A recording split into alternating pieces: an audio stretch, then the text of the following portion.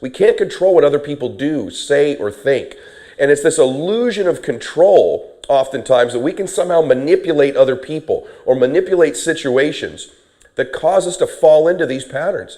But what we do have the power of in life is we have the power to choose. And I say this to you because I'm somebody just like you. I struggle with the different patterns I have. Some of them serve me, some of them don't. I sometimes engage in thoughts that don't create the right emotions for me, that don't serve me. I know what it's like to be frustrated and angry and depressed and down and lost and fearful and worried. Worry's a big one for me. I love to fall into the pattern of worry. When certain circumstances begin to happen, it creates a trigger and a pattern in me. And man, do I love to worry. And so I give you these tools and resources because these are things I too struggle with. I've been able to overcome them by just being aware and choosing. And so the first thing is the power of choice. Finish this sentence for me. I choose to be blissful rather than blank. I choose to be blissful rather than blank. What would your answer be? One of the emotions I challenge you to experience more of in life is bliss. You know, we are the calibration of maybe the 5 emotions we experience on a regular basis. And so if you're experiencing depression, frustration, worry, fear, anxiety, pain on a regular basis, you're going to have one life. If you're experiencing bliss and fulfillment and ecstasy and joy in your life and contribution, recognition and significance, if you're experiencing love, you experience those emotions, you have a totally different life. We have the power to choose which emotions we want to experience. And so I love the emotion of bliss. I love the word bliss, as you know. I have an audio that's out called Blissful Dissatisfaction. That's a critically acclaimed and highly downloaded audio and video on being both blissfully dissatisfied and desiring for more, but in a current state of bliss. I love the word bliss because of its definition. Its definition in Webster's is perfect happiness or joy. I love that. Webster's also says some of the synonyms for bliss are joy, pleasure, ecstasy, delight, happiness, euphoria, heaven, paradise, cloud 9, utopia, Eden. These are all synonyms for the word bliss. I like how all of those sound. Those are the noun versions in the dictionary of bliss. The verb, the action of being blissful, according to the dictionary, is to reach a state of perfect happiness, typically as to be oblivious to everything else. Wouldn't that be amazing, to be in perfect happiness and be oblivious to everything else? That's the verb or the action of being blissful. And the antonym, according to Webster's, to bliss is misery. And the last thing we want to be is feeling misery. So it's the antithesis of misery. So I choose to be blissful rather than what? What if you could choose every day to be blissful? But oftentimes, we don't choose to be blissful because we choose to be right. We choose to win. We choose to be significant. We choose to be in control. We make choices to try to experience other emotions. And by the way, all of these other emotions are typically outside of our control. Winning is outside of our control. Dominating is outside of our control. All of these things are something we can't control, and we choose them over bliss. But what if you just made a conscious decision right now? I choose bliss. I choose to be blissful rather than blank. And it's being aware of the other things you choose so that you can be conscious when you go to choose those things, you go for bliss instead. And by the way, not making a choice is a choice. A non-decision is a decision. If you don't choose consciously to begin to experience the emotions you want, okay, for me, bliss is very important. Joy is very important. Peace is very important. Contribution is very important. Connection is very important. What are the 5 emotions that if you could choose them, you'd experience on a regular basis? Just take an inventory of that. You don't have to be perfect. They may change. There may be 8. But what are 5 ones right now? Say them out loud to yourself. What are the 5 ones you'd want? Is it love? Is it ecstasy? Is it joy? Is it passion? Is it intensity? Is it focus? Is it peace? Is it faith? What are the emotions you would choose if you could choose 5 emotions? And begin to tell yourself, I choose to feel blank rather than this. And when you just begin to become conscious of that choice, you've already moved ahead of 99.9% of the world who just responds and reacts and goes into pattern mode all the time. So just choosing gives you an advantage. And by the way, once again, not choosing is a choice. You've decided to go into your pattern. You've decided to let other people dictate to you your emotions. You've decided you have no control over your life by not choosing. So choose. I'd rather be blissful than blank. I'd rather be joyful than blank. I'd rather have ecstasy than blank. What do you choose rather than? So now let's discuss these patterns for a second. Why do we have these patterns? You have patterns because they serve you. There's a payoff to every pattern. And by the way, you say, well, no, because, one of my patterns is I slip into worry and then I'm completely unhappy. How's that a payoff for me? It's a payoff for you because it's predictable. It's become your home. And so you don't have any pattern that doesn't give you a payoff. Well, no, because when things don't go my way, I become combative, I become argumentative. That's my pattern. Then I get in a disagreement in my relationship, and then I say things I don't mean. How's there a payoff there for me? There's a payoff because it gets you what you want. Even though you don't know it, it gets you out of the conversation. It gets you maybe to avoid your own responsibility. It gives you the disconnect that somehow you're more comfortable with than dealing with the problem. But I promise you, every pattern you have, both healthy and unhealthy, you have them because there's a payoff for you. So the key to a happier life, the key to a more successful life, is to evaluate our patterns. And when we see them happening, begin to step outside of them and create new ones that serve us. And so what are some of the patterns you have, for example, that don't serve you? So for example, when a difficult situation arises, what is your pattern? What pattern mode do you go into? Do you become more resourceful, more focused, or do you become more fearful, worried, and you begin to make excuses? When you get into a disagreement with a loved one, what is your pattern typically? Do you become more combative? Do you listen less and talk more? Does the pattern begin? You understand what I'm saying? Do you begin to run this program that you run in such a way that it puts you in a state you don't want to be in? When adversity strikes, when someone puts you down, when there's a hater, what pattern mode do you typically kick into? Do you start to repeat other negative thoughts? Do you replay videos in your mind of other people who have also said negative things to you in the past? Or other thoughts you have about yourself that are loathsome, and you begin to stack these thoughts? Oftentimes, one person says something to us negative, and it creates this pattern we run, doesn't it? When we begin to think of another embarrassing moment, another person who saw something negative, we begin to create other negative thoughts about ourselves to stack it. And you say, how's there a payoff for me in that? Because it's what you're used to. It pays you off by reassuring you, you're right, you're a loser. You're right, you're not going to win. There's a payoff because guess what? Now you don't have to do the real work because you were never won anyway because you're this terribly unprepared person. So that's your payoff. And so you have these patterns, don't you? Now some people, their pattern kicks into winning. When someone puts them down, they start to buck up. They start to get resourceful. They start to feed themselves positive thoughts. They're aware that that's there, and they begin to go into a hyper-productive, positive emotion mode. Yes, they do, believe it or not. When adversity strikes for some people, they go into a fearful mode. They begin to think about all the things that could go worse and worse and worse, and they depress themselves. And that pattern creates the very situations you fear. The same is true when we're successful. Sometimes some people, when they become successful, they go into a pattern when they begin to sabotage themselves and slow down and stop the behaviors that got them there. They begin to believe their own press clippings, that they've arrived. They don't have to do the work they used to do. Maybe they begin to fall into patterns where they get their relationships out of sorts, and that's their pattern. Life starts to go well in business. My pattern is every time life goes well in business, I start having issues in my personal life. And they sabotage the business success with their personal life. And that's a pattern they run. If it's happened more than once to you, it's not coincidental, it's a pattern.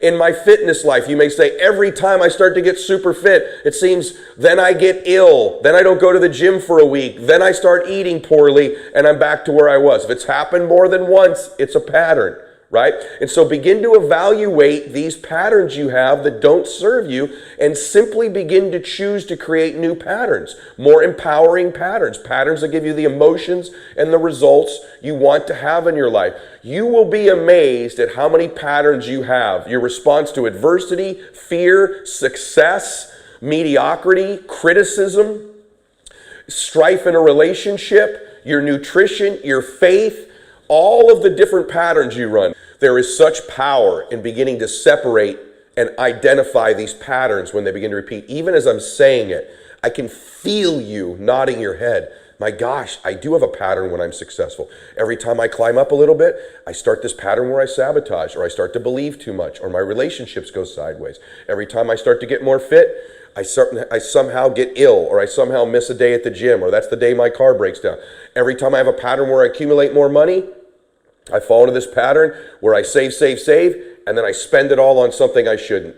Or then I do something with money I shouldn't have, or it seems like every time, then a repair comes up, or something with my kids. You're falling into these patterns. There's massive power in beginning to understand that's not who you are. I've done enough training with you. If you haven't listened to my previous work, please go back and listen to it. You are not your possessions.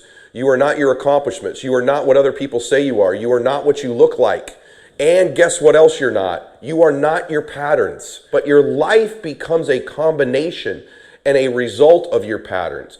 The great thing about us is that we can change these patterns if we identify them. The pattern has no power over you once you know it's a program and a pattern running. The minute you start, you go, I'm doing it again, aren't I?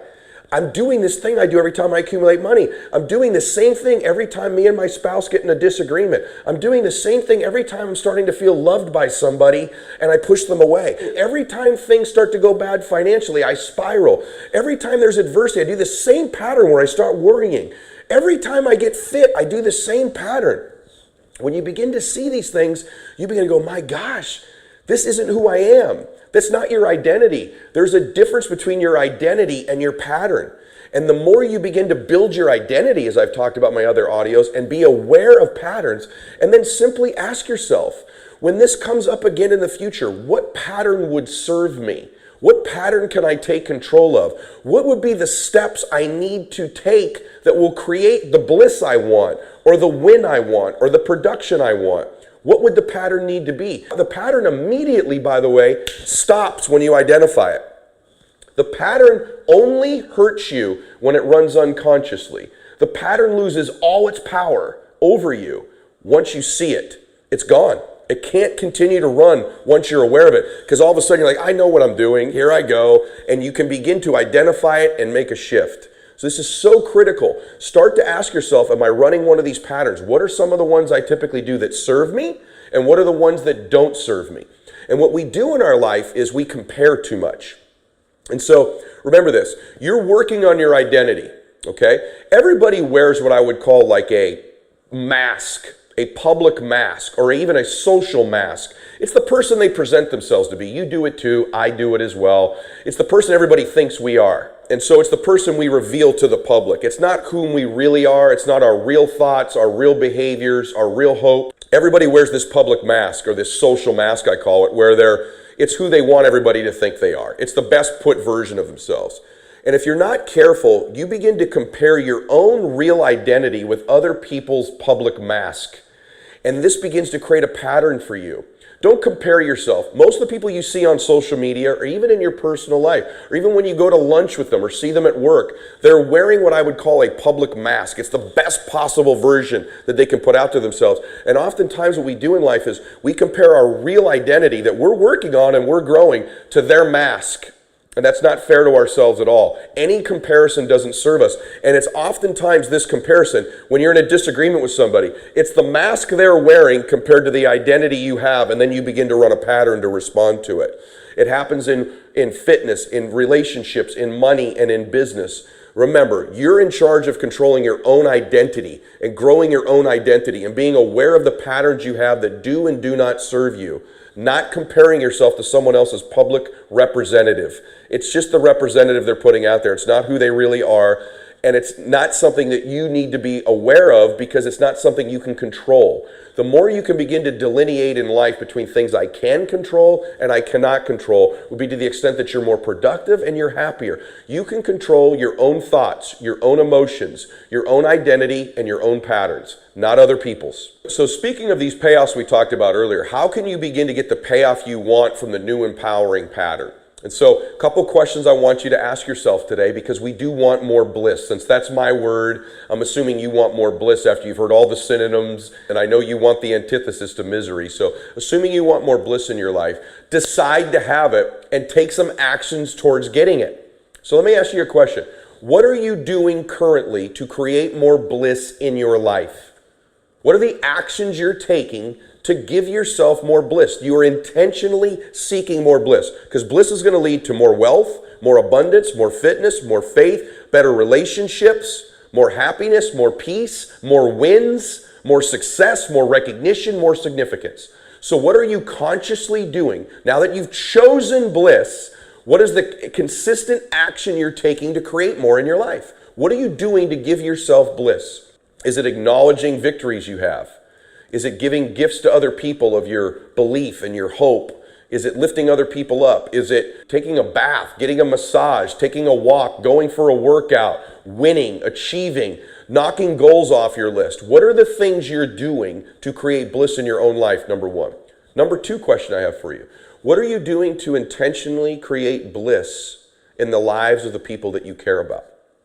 Because this is the pathway to getting more of it ourselves. The more we begin to give other people bliss, the more we begin to consciously make choices that give bliss to other people in their lives, the more we begin to experience it in abundance ourselves. So what are you doing to help other people win? Other people contribute. Other people get significance and recognition. Other people have more peace and ecstasy and joy and passion in their lives. Because once you begin to create it for other people, when you're intentional about it, you'll have more of it yourself. These are the patterns that I'd like to see kick in for you. That when they kick in, you begin to run a pattern and a program that leads you to bliss, leads you to a win, leads you to increase, and also leads to it with someone in your life.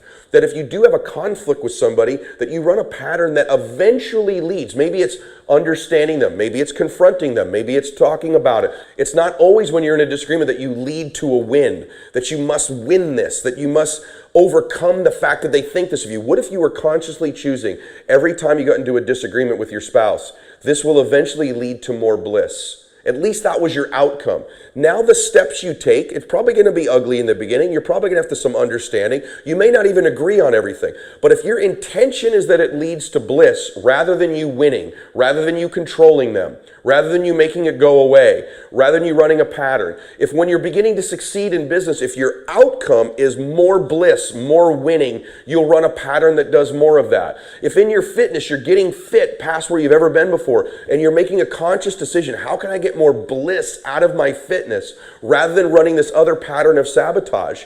The circumstances may be the same.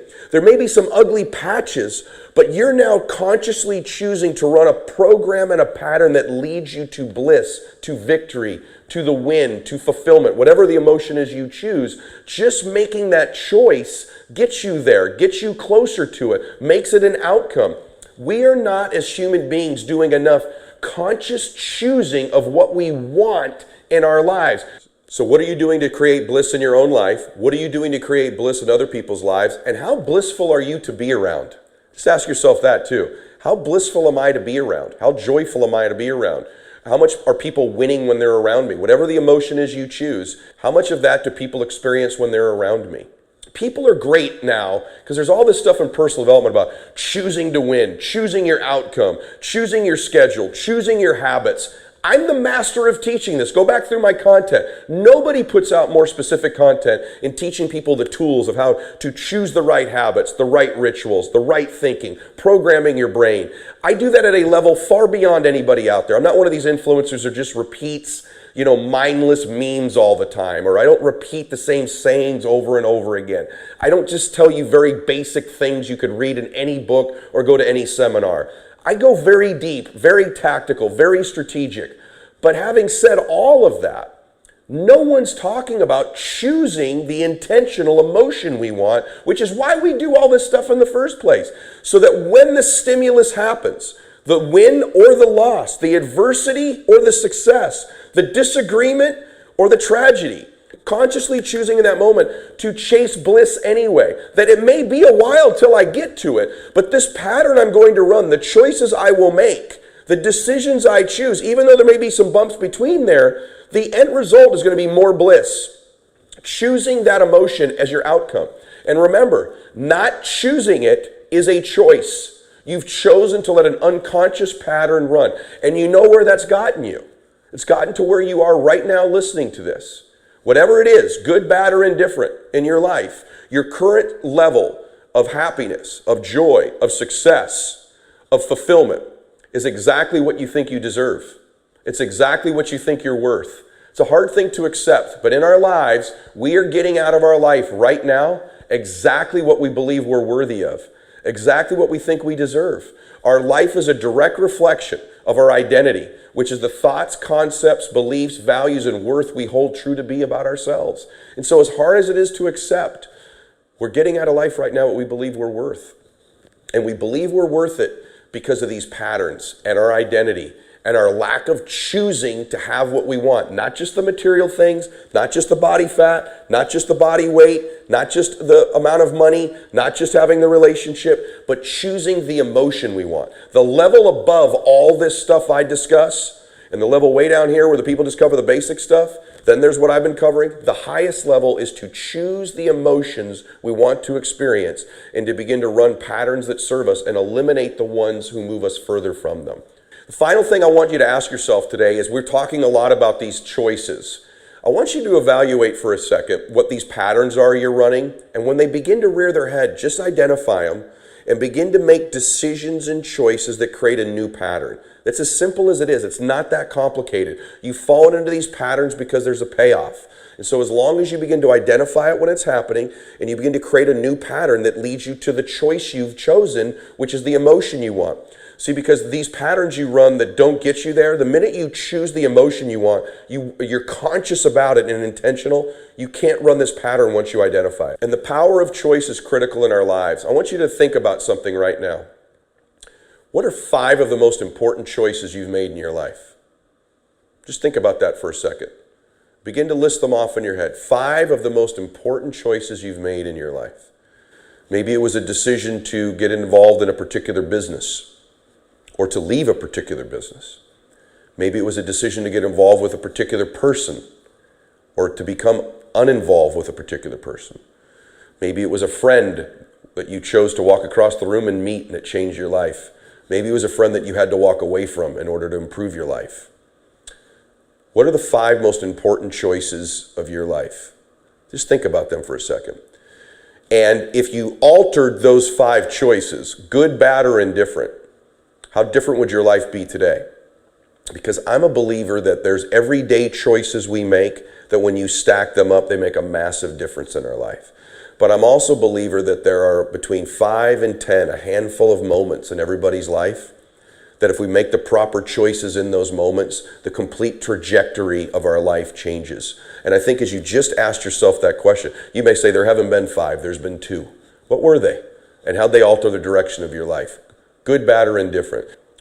Lady that picked me up a few weeks ago, an Uber driver, wonderful woman, but she was an older lady, and it was late at night when she picked me up, and I asked her why she was doing what she was doing. It wasn't that she was driving for Uber, because that's a choice, and I have friends that do it, that love it. It's extra money. They've done it in retirement. But I just had a sense that maybe she hadn't chosen it, because she was complaining about her back and that she had had back surgery. I thought, that's an interesting choice to be driving at 11 o'clock at night and her back was sore.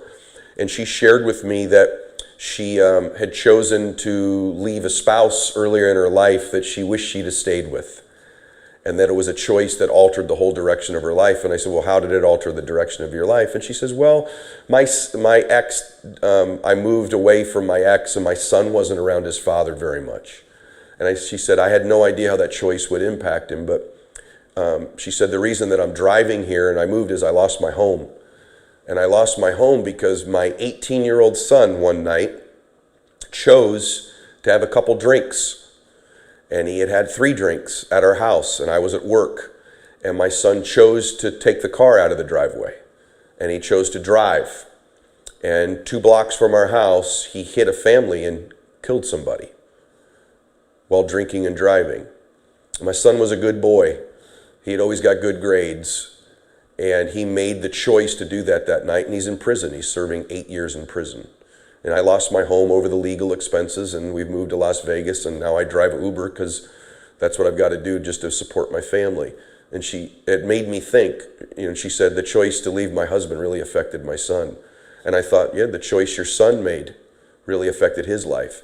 Those were 2 life choices that both of them made that altered the direction of both of their lives. His choice, that good boy, made one choice that altered the direction of his life. And I think if you evaluate, there may not be something that dramatic, but there's been probably 5 choices if you're my age, if you're in your 40s. There's probably been 5 major choices of your life. Maybe it's who you decided to marry or not marry, a relationship you got in or out of, a business you started or didn't start, something you left or began, a friend, a house you bought or didn't buy, an investment you did or didn't make. You know, a decision you made in your fitness one way or the other. Maybe it's stopping using alcohol or using too much alcohol. The first time you tried a drug that you're now addicted to. I don't know what those choices are. But those handful of choices alter the direction of your life. And I want you to begin to become conscious of choosing the emotions you want, because they will alter the choices you make every single day in the small choices. They will also alter the decisions you make on the 5 big ones in your life. If you're very clear about the emotions you want to experience, if you're very clear on the person you are as you build your identity, if you have those 2 things wired, I'm clear about the emotions I want to experience, and I'm clear about who I am and my identity and my worth and what I'm worthy of and what I deserve, they will guide you in making the right choices in the small ones and the big ones. They will guide you towards the right patterns. The answer to changing these patterns, the answer to making the right choices, is perfect and specific clarity on the emotions we want to have in our life on a regular basis and on who we are and our identity, so that we produce the lives we believe we deserve, that we're worthy of. They will be your compass in making the small and big choices. They will help guide the patterns. If you're somebody who's addicted to being blissful and happy, and you begin to run a pattern and program that you know doesn't lead you there, it sort of blows it up. It's like a virus in the program. You'll be aware and you can't run it. You begin to choose to create new patterns. If you've got an identity of somebody who's worthy of great relationships and abundance and success and peace and fitness and health and all of the great things, if that's your identity, you won't be able to run patterns that lead you in this place on a regular basis. There is something called cognitive dissonance, which is when we begin to behave in a way that's not consistent with our thoughts. And the antidote to that is both of these things combined. It's the ability to begin to choose consciously the emotions we want, combined with our identity. When you're conscious of choosing the emotions you want to experience, and you're completely conscious of choosing who you are and what you're worthy of deserving, you have to act in congruence with both of those combined. One missing from the other can cause us to make poor choices.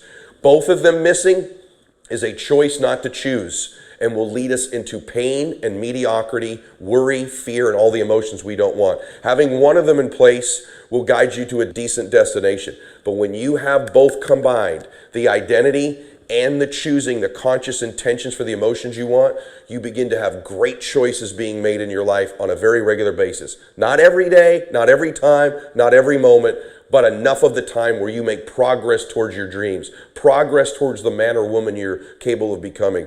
And when you have the combination of these 2 things, these patterns begin to change. We begin to replace them. So I'd ask yourself today, what are the patterns you're running that don't serve you? Begin to be aware of those patterns. Know who your real identity is. Get conscious of choosing bliss over blank. See those patterns when they're happening. Interrupt them. Continue to work on your identity. These 2 things combined, I think, are the critical components to making the decisions and the choices in our life. That when we look back, I don't want you to end up in your 80s or 90s and regret the choices you made.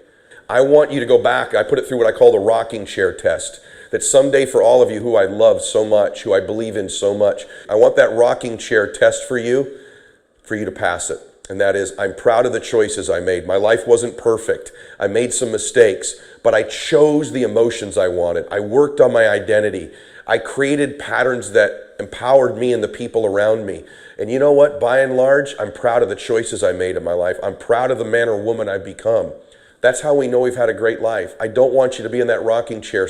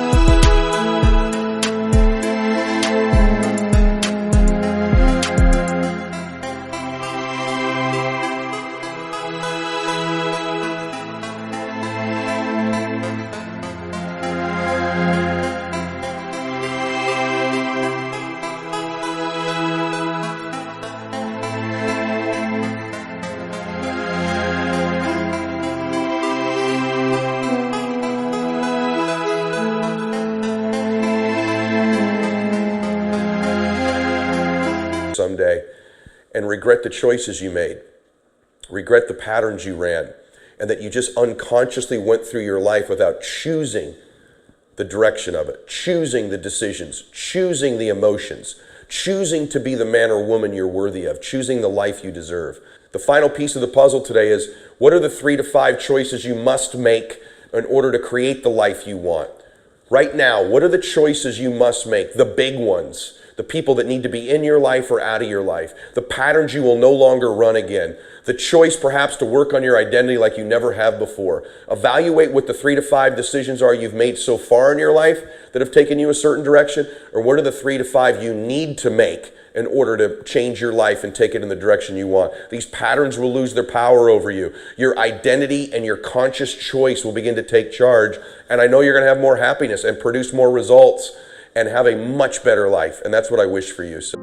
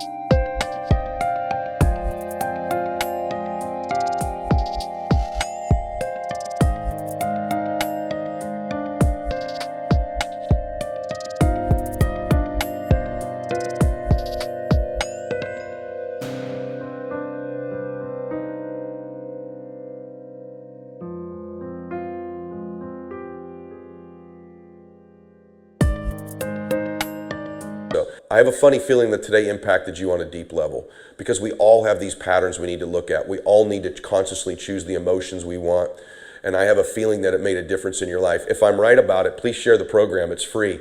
And as many of you tell me all the time, you've paid thousands of dollars to go to seminars and different programs of people, and only to have my free content deliver for you in a more detailed and impactful way than you got even at these seminars. I do this every week for you to try to give you strategies and tactics and thoughts and hopefully inspiration as well that just helps impact your life just a little bit every single day. That's my calling, that's my mission, and I hope today fulfilled that even just a little bit for many of you. If it did, please share the program. That's all I ask. I want more people to hear and watch this.